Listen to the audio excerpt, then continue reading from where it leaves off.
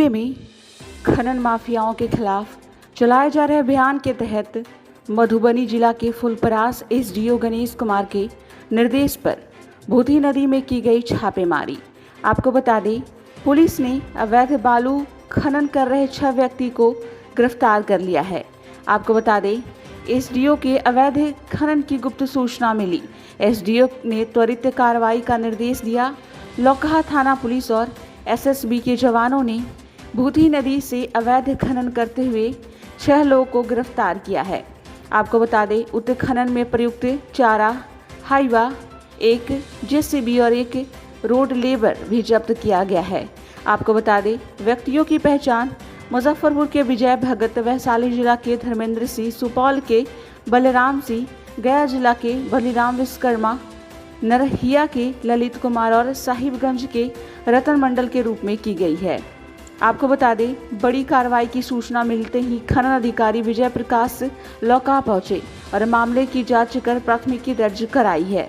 SDM Ganesh Kumar ने कहा कि अवैध खनन की रोकथाम को लेकर प्रशासन सतर्क है और भूतही नदी में पकड़े गए लोगों के खिलाफ कड़ी कार्रवाई की जाएगी। बताते चले कि प्रखंड की 2 नदियों लौकहा से पूर्व भूतही तथा ललमनिया से पश्चिम मनहरा में वर्षों से चोरी छिपे बालू उत्खनन सामान्य सी बात बन गई है। हालात तो यह है कि अब इस अवैध धंधे पर कड़ाई तो रोक नहीं लगाई गई। आपको बता दें, नदियों का अस्तित्व खतरे में जा रहा है। भूतही में अवैध उत्खनन कर रहे लोगों की गिरफ्तारी व जेसीबी तथा हाइवा बरामद की चर्चा इलाके में है। अवैध खनन किसी निर्माण एजेंसी द्वारा संगठित रूप से किया जा रहा था। हालांकि मामले में 6 लोगों की गिरफ्तारी हुई है, लेकिन बड़े माफिया अभी भी पुलिस की पकड़ से बाहर है। लोगों की माने तो कमला कोसी भूतही धौंस नदी में खनन लगातार की जा रही है और अवैध खनन में अधिकारियों की संलिप्तता से इनकार नहीं किया जा सकता है। एजीटीवी ब्यूरो।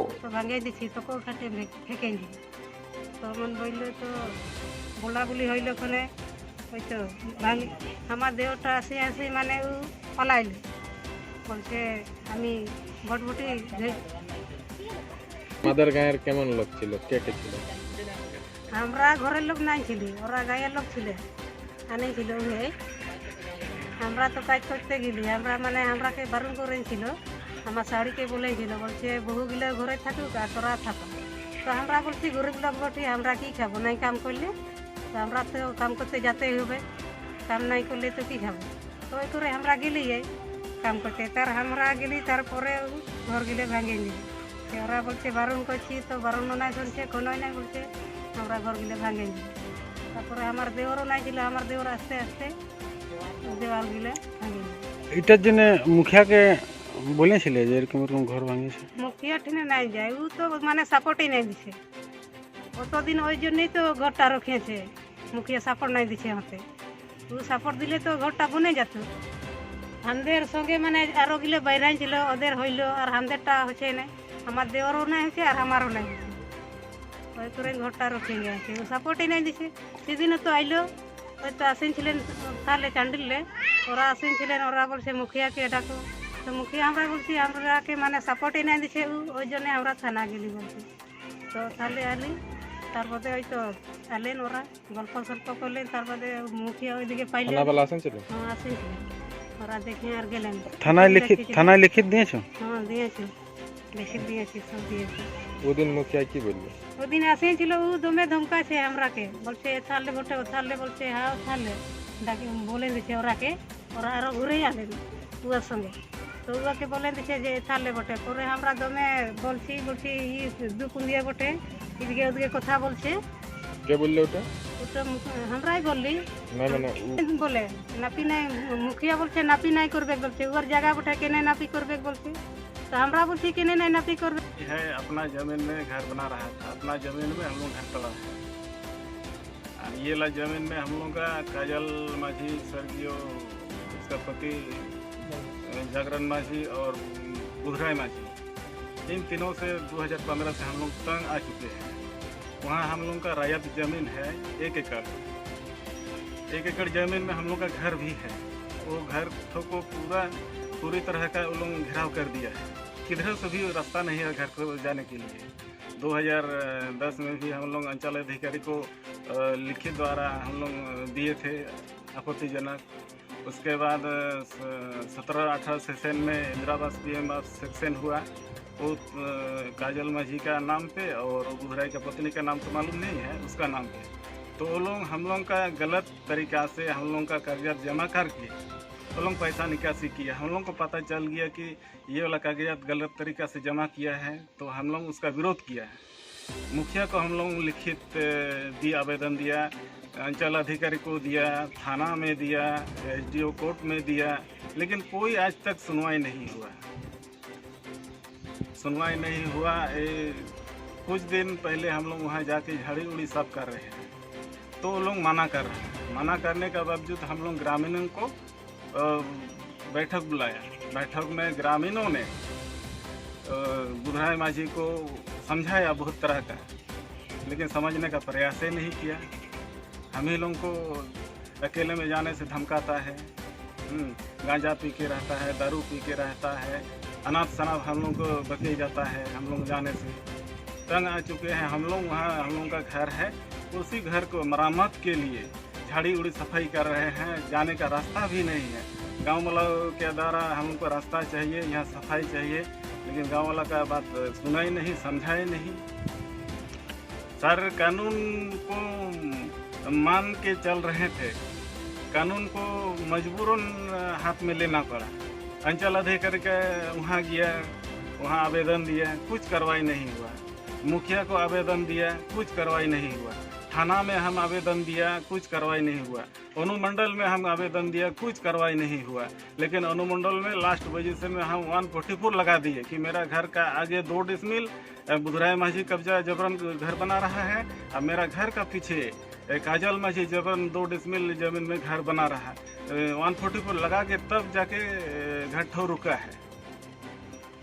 वही तो हमको समझ में नहीं आ रहा है किस तरह का ये लोग किया है। पूरी फ्रंट गलत किया है।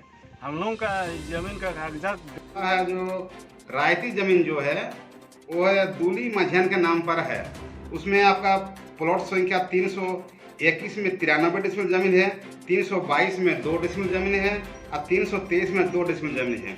जो 322 2 डिसमिल जमीन में काजल माझी का नानाजी सिकमी अंश है, और ये जमीन का 2017 से ये लोग बात चलते आ रहा है। ग्रामीण भी 2-4 बार बैठक हम लोग करके दोनों पार्टी को समझा बुझा के, तब पर भी जो काजल का जो देयर है बुधराई माझी समझने का कोशिश नहीं कर रहा है। इसे हम लोग दोनों पार्टी को छोड़ दिए। हम लोग उन लोगों को कुछ अब नहीं बोले, जो कि हम लोग गाँव वाला बात कोई सुन नहीं रहा, तो हम लोग उन लोगों को छोड़ दिए। और बाद में हम सुनने में आ रहा कि हरीश माझी CO को भी लिखित दिया है एवं SDO कोर्ट में भी इसका केस निलंबित है।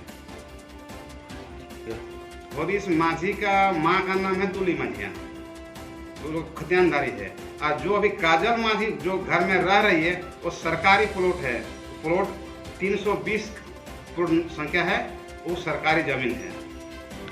तो PM आवास बनाने के लिए एक प्रोसेस होता है जो जियोटेक जिसको कहा जाता है। हाँ, इसमें जियोटेक 2 बार हुआ है, जिसमें पुष्टि होता है कि जमीन उसी का है। देखिए वो जब घर बना उस टाइम हरीश माझी अपने पेपर भी काजल माझी को दिया, उसी में PM का स्वीकृति भी हुआ है। और हमारे जो स्वयंसेवक है वो लोग जियोटेक करता है। अभी जो काजल का जो पति जो था वो तमिलनाडु में काम करते समय उसका एक्सीडेंट में डेथ हो गया है। काजल का जो बड़ा बेटा जो है वो भी दोनों आँख दिखाई नहीं देता, अंधा है। और बहुत गरीबी स्थिति, दैनिक स्थिति है जो, और वो लोग का पास जमीन नहीं है, डेली मजदूरी करके कमा के खा रहा है वो लोग।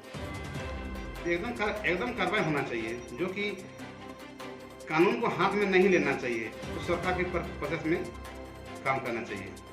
उस बैठक में हम लोग सभी ग्रामीण मौजूद थे, जो दोनों पक्ष हम लोग समझा रहे थे। तो दोनों पक्ष समझने का कुछ नहीं किए, तो हम लोग मीटिंग को कर दिए हम लोग। उसके बाद घर तोड़ा गया। उसके बाद देखिए हम लोग को तो जानकारी नहीं दिया, तो सुनने में आया कि काजल माझी के घर को हरीश माझी के द्वारा तोड़ा गया है। हरीश माझी अभी कांडरबड़ा में रहता है।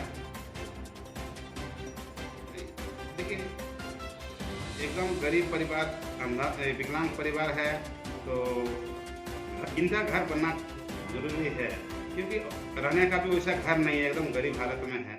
तो हम लोग चाहेंगे